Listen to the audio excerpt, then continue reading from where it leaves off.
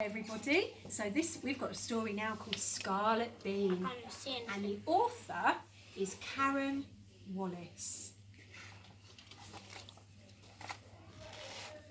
When Mrs. Beane first saw her daughter's face, it was red as a beetroot and the ends of her fingers were green.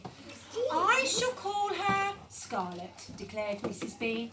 "She will grow tall and strong and do something wonderful."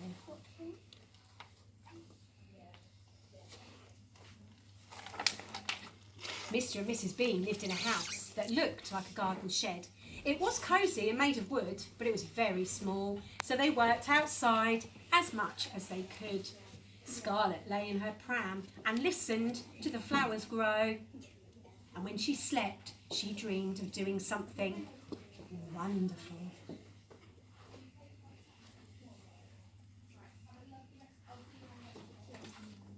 On her 5th birthday, Grandfather Beane gave Scarlette a vegetable garden. Her mother gave her a set of tools with wooden handles. Her father built a wooden fence to keep out the rabbits. And he made a white gate Scarlette could open herself.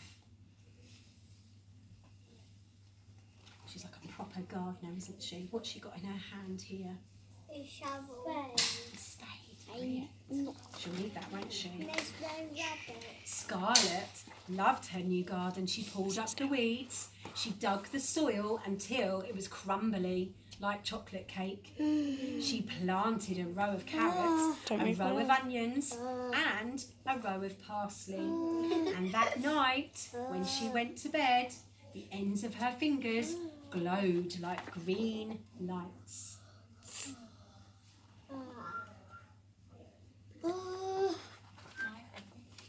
The next morning, Scarlette ran to her garden. Her carrots were huge as tree trunks. Her onions were as big as hot air balloons. And her parsley was as thick as a jungle.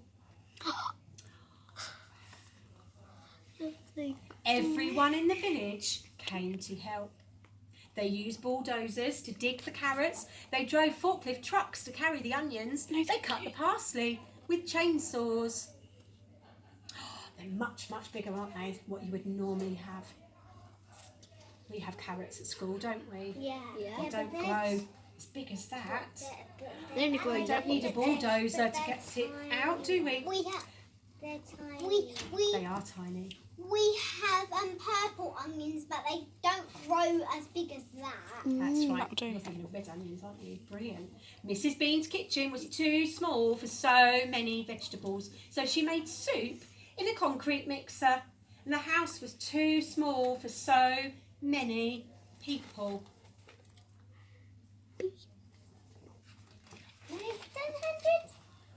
So Mr. Beane served the soup in the garden, and everyone said it was the best soup ever. And when it began to rain, they ate second helpings under the table. That night, Scarlette Beane dreamed of doing something wonderful. She crept out of bed, and in one hand she held a small trowel, and in the other she had lots and lots of seeds. I wonder what she's going to plant. High above the meadow, the moon hung like a pearl in the sky. Scarlette dug a hole and put all the seeds at the bottom. And as she covered them with earth, the ends of her fingers flashed like green stars.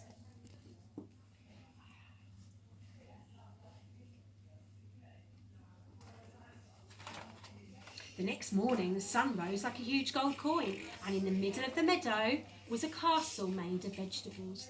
It had turnip turrets and a drawbridge held up by corn cobs.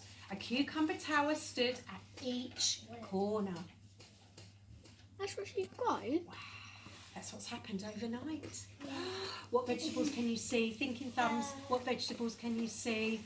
Emily Rose? Sweet corn and onion. Amazing. And carrots. Lacey, what can you see? I could see carrots and peas. Wow.